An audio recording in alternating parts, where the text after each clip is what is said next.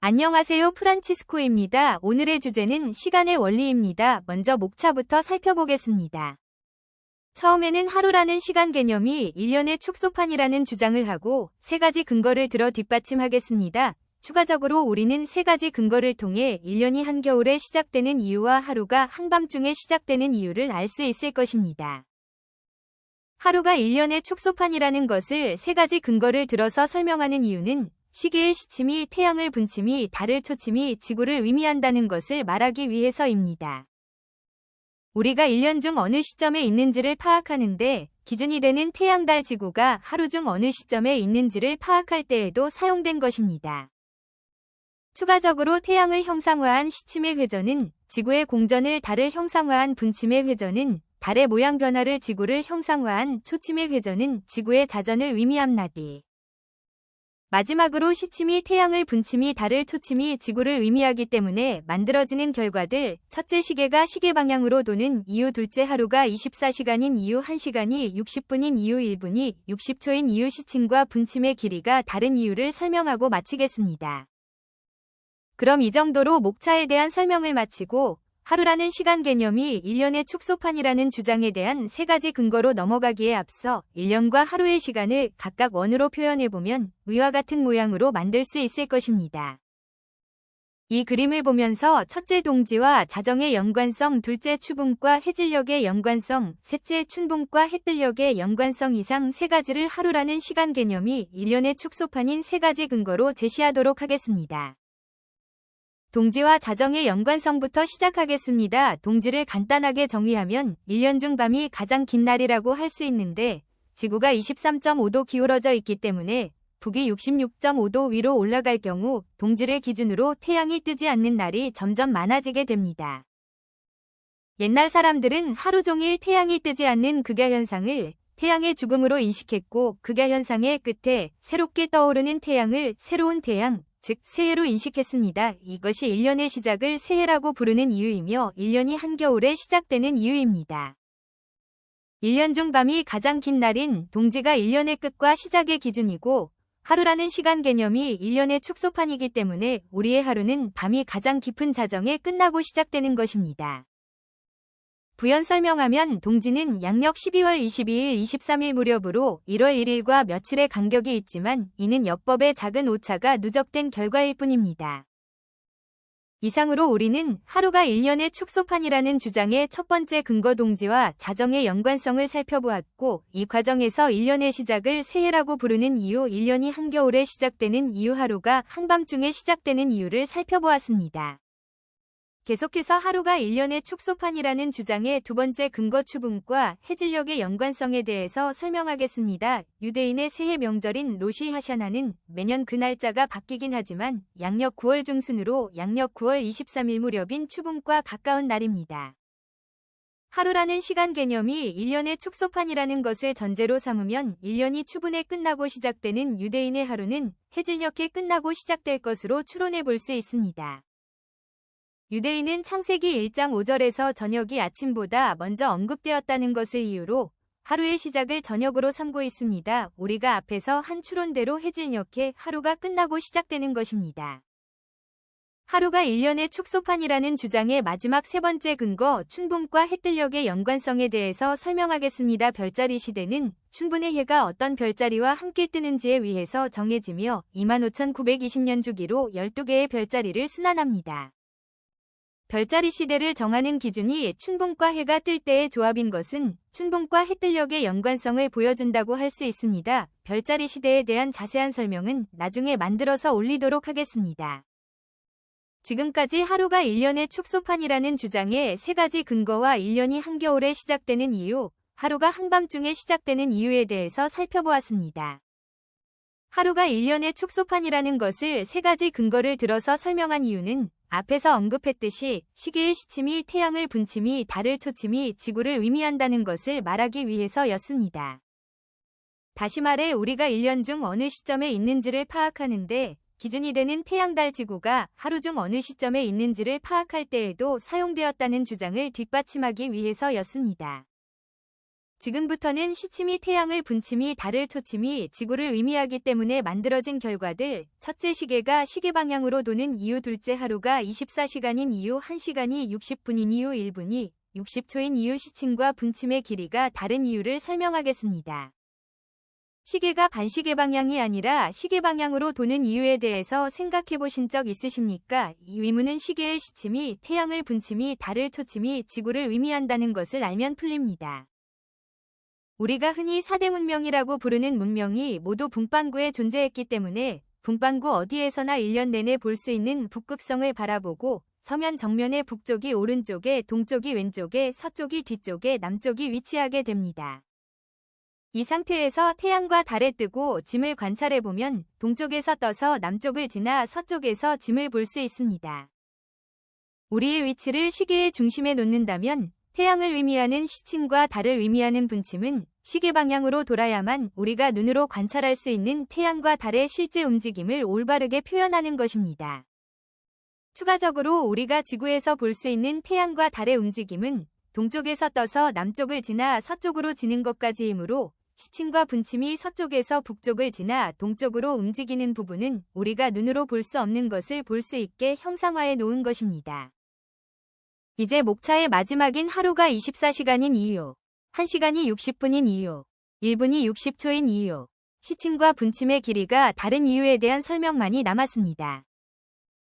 이 설명은 간단하게 설명하면 왜 하루가 24와 60이라는 숫자를 통해서 분절되는가에 대한 설명이라고 할 수 있는데, 하루는 1년의 축소판이기 때문에 이 설명을 하기 위해서는 먼저 1년은 어떻게 분절되는가에 대한 설명이 선행되어야 합니다.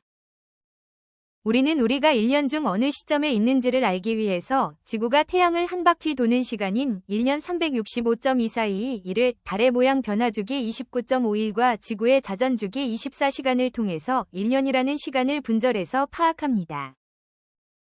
어느 정도의 오차를 감수하고 편해성 증대를 위해 지구의 공전주기를 365.242일에서 361로 달의 모양 변화 주기를 29.5일에서 30일로 조정을 하면 1년을 30일 모음 12개로 분절해서 파악할 수 있게 됩니다. 정리하면 1년이 12개월로 한 달이 30일로 분절되는 것입니다. 1년이 12개월로 한 달이 30일로 분절되는 것을 형상화해 보겠습니다. 1년이 12개월로 분절되는 것은 지구의 공전을 상징하는 12개의 눈금을 가진 원으로, 한 달이 30일로 분절되는 것은 달의 모양 변화를 상징하는 30개의 눈금을 가진 원으로 표현될 수 있습니다. 지구의 공전을 상징하는 원에서 분침이 원을 한 바퀴 도는 한 바퀴 회전은 달의 모양 변화 한 번을 의미하며, 분침의 12바퀴 회전은 달의 모양 변화 12번과 시침의 한 바퀴 회전, 즉 지구의 공전 한 번과 연결됩니다. 달의 모양 변화를 상징하는 원에서 초침이 원을 한 바퀴 도는 한 바퀴 회전은 지구의 자전 한 번을 다시 말해 하루를 의미하며, 초침의 30바퀴 회전은 지구의 자전 30번과 분침의 한 바퀴 회전, 즉 달의 모양 변화 한 번과 연결됩니다.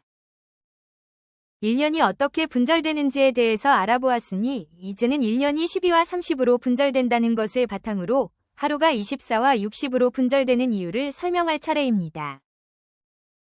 1년은 12달을 의미하는 12개의 눈금을 가진 원과 한 달은 30일을 의미하는 30개의 눈금을 가진 원을 기반으로 하여 하루를 분절했다면 1년의 축소판인 하루는 12개월의 축소판인 12시간이 되고, 한 달의 축소판인 1시간은 30일의 축소판인 30분이 되었을 것입니다.